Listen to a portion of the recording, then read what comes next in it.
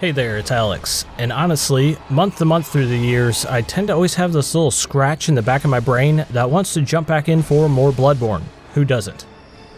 So here's what I've been doing to quench that thirst. I turned Bloodborne into my own custom randomized action roguelite mode, let's just say Rogueborne. This was an idea I had years ago because I always considered the chalice dungeon system to be perfectly suited for a roguelite, roguelike style mode with near infinite replayability and unpredictability. If you haven't played Bloodborne before, the chalice dungeons are spawned from these gravestones and will procedurally assemble a mostly randomized dungeon with different layers, enemies, bosses, traps, and goodies hidden within. Essentially, exactly the same type of level tech in about every rogue style game ever. So I used all that as a foundation to create my own custom roguelite rule set without having to go down the whole console modding rabbit hole. This can easily be done by anyone with a beefy enough save file that has all the equipment unlocked and enough chalice materials to spawn each area. Here's how it works. I put every armor set, main hand weapon, offhand weapon, the hunter tools, and each rune type into a randomizer to pick out my entire equipment loadout for each run. The challenge is then to survive no deaths through 4 randomized root chalice dungeons. Which ones? Well, I also have those on a randomizer as well.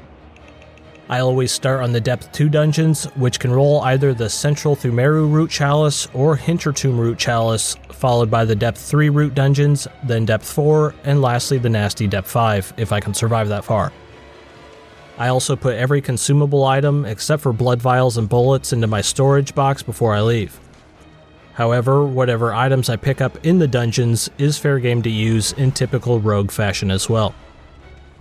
When you're rolling for equipment, this has an innate difficulty modification of its own. Not only will you maybe get a weapon combo you likely never use, but also some complete armor sets are not all 4 pieces. Some are just 2 pieces of armor and some are 3. If you're unlucky enough to roll something like the decorative old hunter or student sets, you'll be drastically lacking in defense, so put your tryhard pants on, literally. That's all just part of the fun unpredictability of rogue style games though. Now to easily do all this randomized rolling for your gear in chalice dungeons, I put a link in the description to a Google Drive folder I made which houses individual images of each piece of gear separated by category and also the chalice dungeon areas. Those can then easily be thrown into one of the many online randomizer sites out there. The one I'm using in this video is pickerwheel.com. Use coupon code BOOM to get 20% off your picks. Not really. You could probably get this all going on your phone as well, but I just use my PC. Now if you haven't played Bloodborne in a while, or usually stick to one preferred build, you might actually be surprised how hard it is to make it through 4 increasingly more difficult chalice dungeons with random gear without dying. So that's Rogueborne. Maybe we'll see something similar to this make an appearance in Bloodborne 2 or something.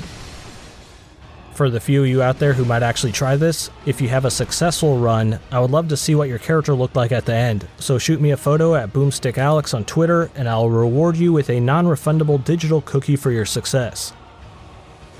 I appreciate you checking out my weird idea today, and as always, this has been Alex from Boomstick Gaming. Thanks for watching.